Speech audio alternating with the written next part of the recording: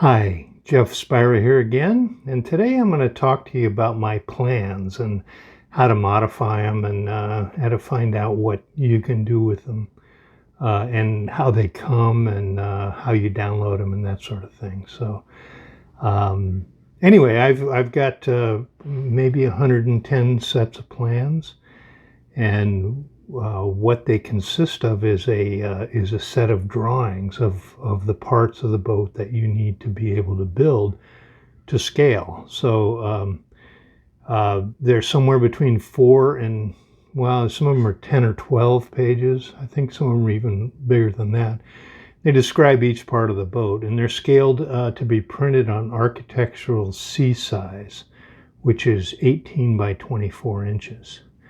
Some of my bigger boats are on the D size, which is 24 by 36, but in general, I would say that 107 out of 109 are on C size. So the plans also come with a book, and for ply-on frame books, this book is about 40 pages, and it covers all the steps and methods that you need to build the boat.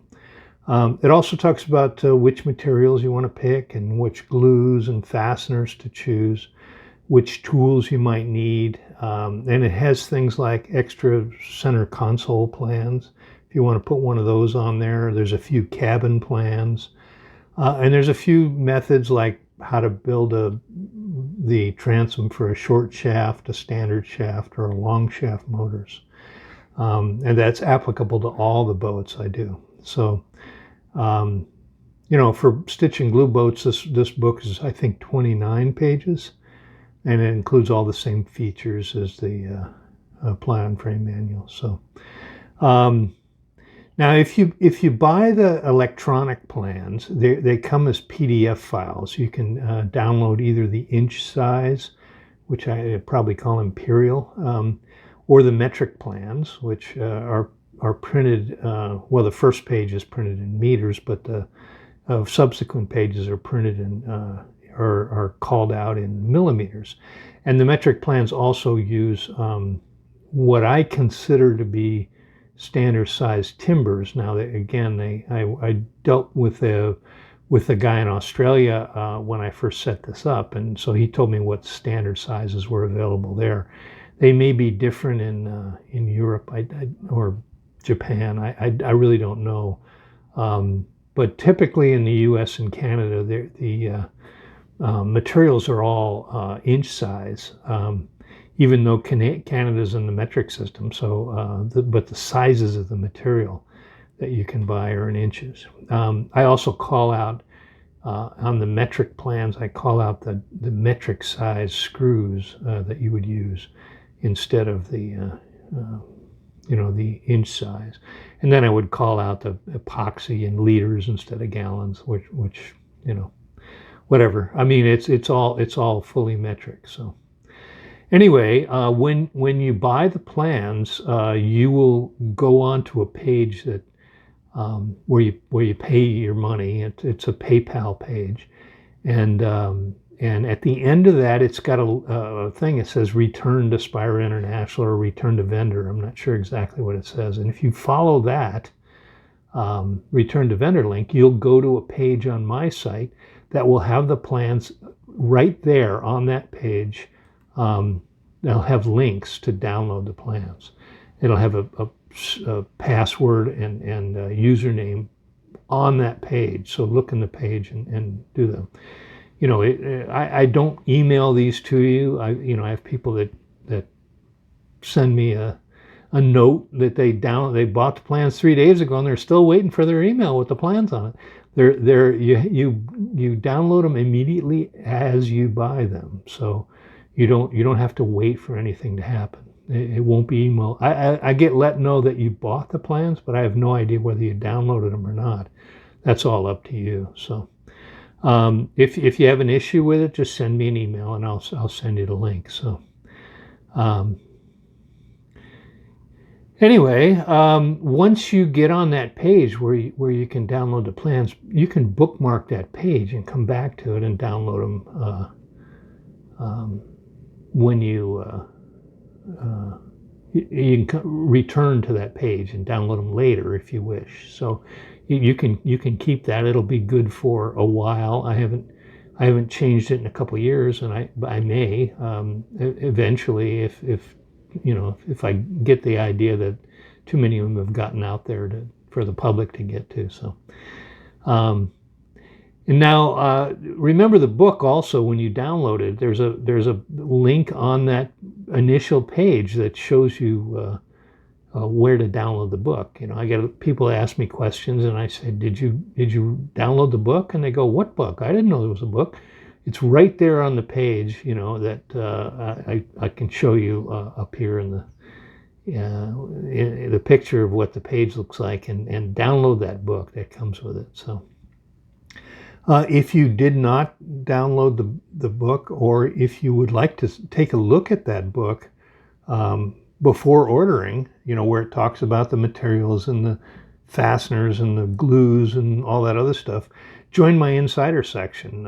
The insider section will send you an automated email, and there's a possibility that it'll go into your spam folder. So make me a friend so I can.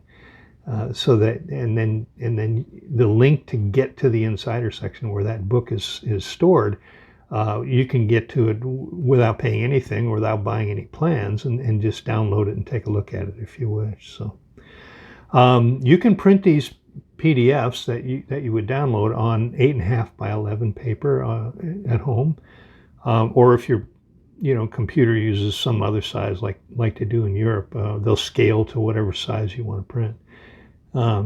Or what you can do is what I do is email them over to my friendly local blueprint shop and have them printed out on C size or the bigger size, which is what did I say? It's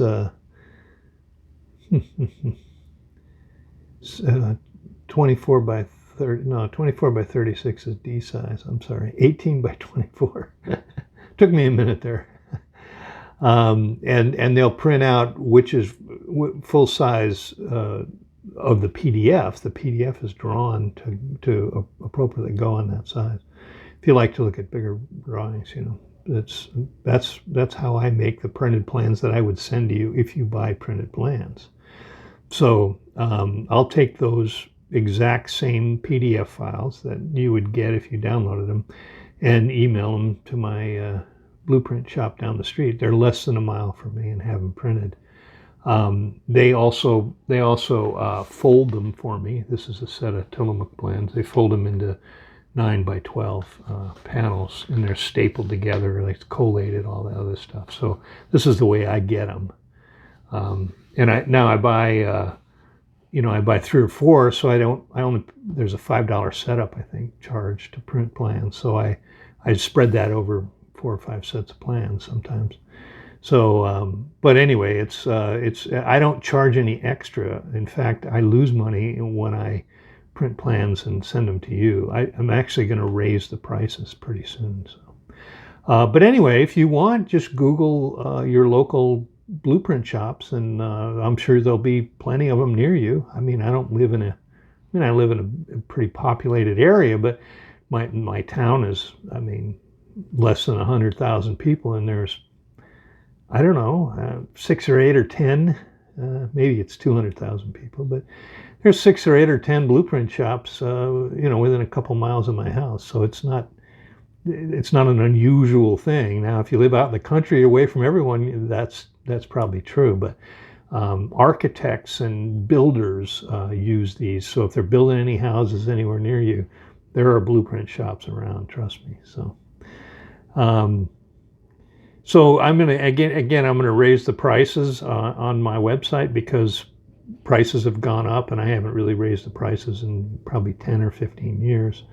I also haven't raised the prices on shipping, and I will, because right now it costs me more to ship, especially overseas. Used to be for $24 you could send it anywhere in the world, and now it's $38 or $39 to send it to down under, to Australia or to Europe or whatever. still, it's like, you know, I have a $23 price on shipping them, but um, even Canada now for me is like $27 or $28. So I'm going to end up raising the prices to ship overseas because I lose money on it. So now some people have asked me to have the plans shipped rolled, and they say, well, everyone ships them rolled. You know, I've probably bought, I don't know, 50 sets of boat plans from other designers other than myself. You know, Glenn L. and Clark Craft and Ken Hankinson and Bruce Roberts and you know, Jim Orell, who used to sell the Texas Stories plans, and a few others. And I've never seen a set of plans rolled. Now maybe they do that for architects, but every one I've gotten have been folded. They ship folded and flat, and it's because it's cheaper to ship. You know, if you really want a set of rolled plans, sure, you know, I'll have to get them printed special, which again has got a $5 setup and then, you know, the printing costs, and then I'll have to go buy a tube, and then to mail it to you is going to be, I think it's $18. So, you know, send me $20 extra, and I'll be happy to send them to you rolled. Otherwise, they're going to come flat. Okay, so anyway, again, the plans and the book come in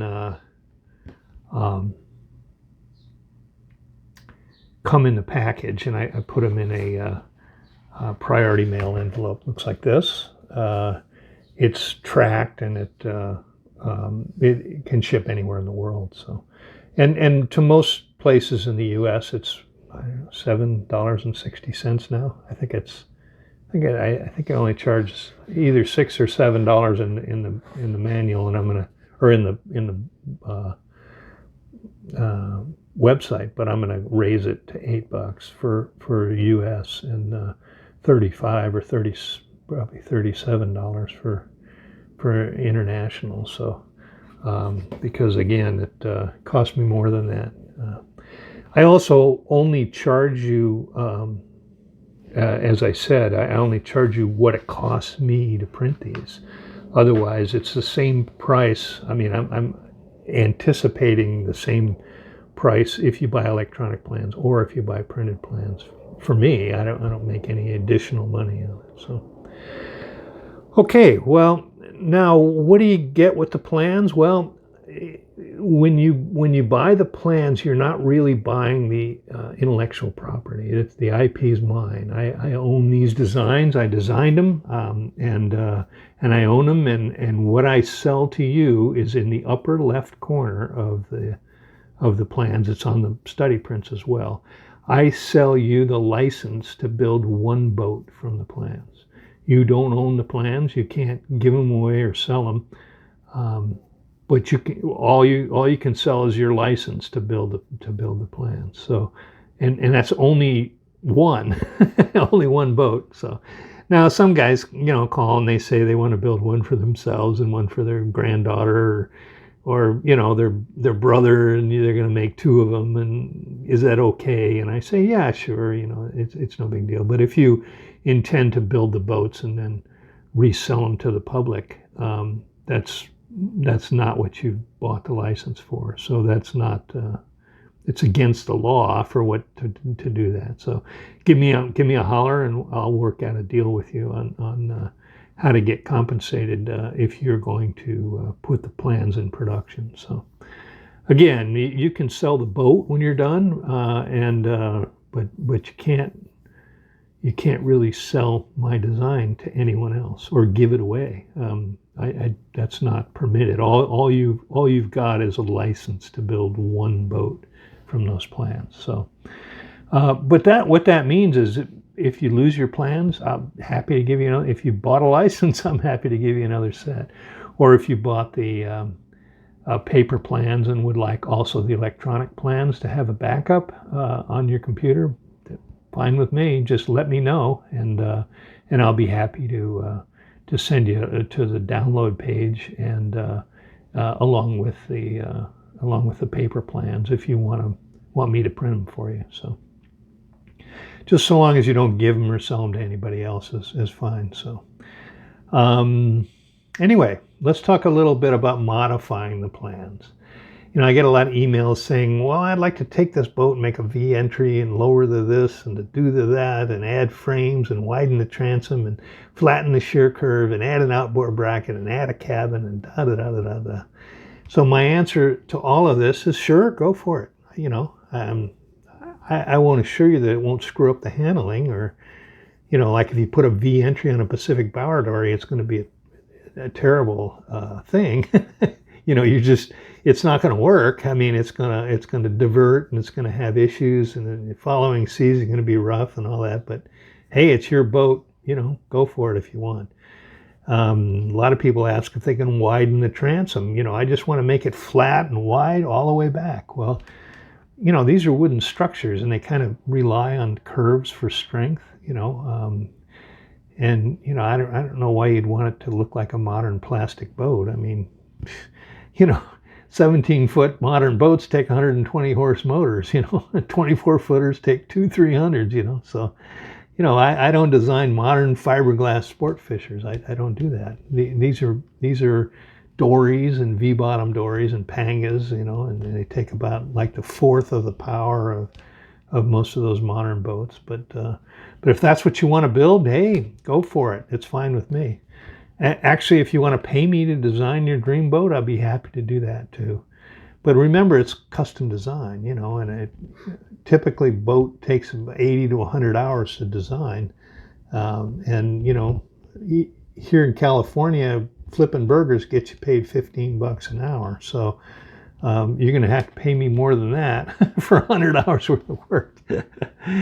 More than $15 an hour. So anyway, so it'll probably cost you a lot more than the materials to get me to do you a custom boat. But I'm not going to modify one of mine just for you for fun. It doesn't work that way. I mean, I designed them to perform the way I think they ought to perform, and I rely on selling multiple sets of plans to recover the cost of them. A lot of the boats I haven't recovered the cost. I don't sell enough of them to do that. Now some I have, and I make good money on, and they recovered the cost of them years ago, and people keep buying them and building more. So that's good, but others I just haven't come up with it. So anyway, but you can increase or decrease the beam and the length and the height of these boats if you wish, up to about 10%. So, lengthening a boat just requires a little bit longer strong back and respacing the frames.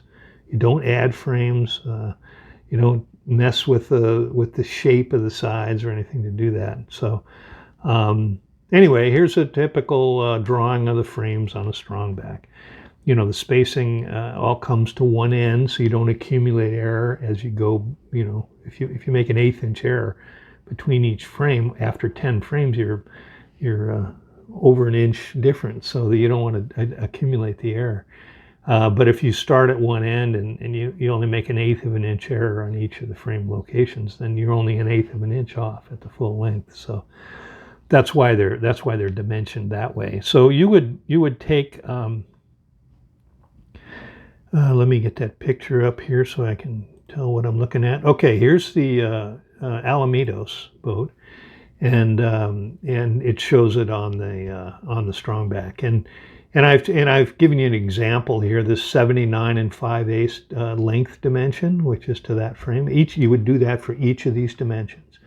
You multiply it by 1.1. That's 79.625 times 1.1, which is 110%.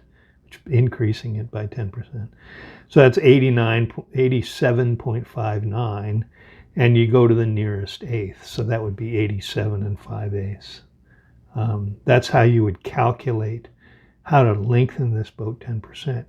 And you would do that for each dimension you see on there, just multiply them by 1.1, and you would get the longer, the longer version. And that's how you would lengthen it.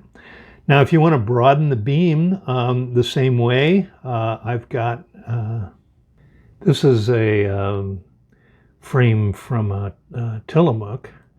And I'm going to show you how to widen it by 8%.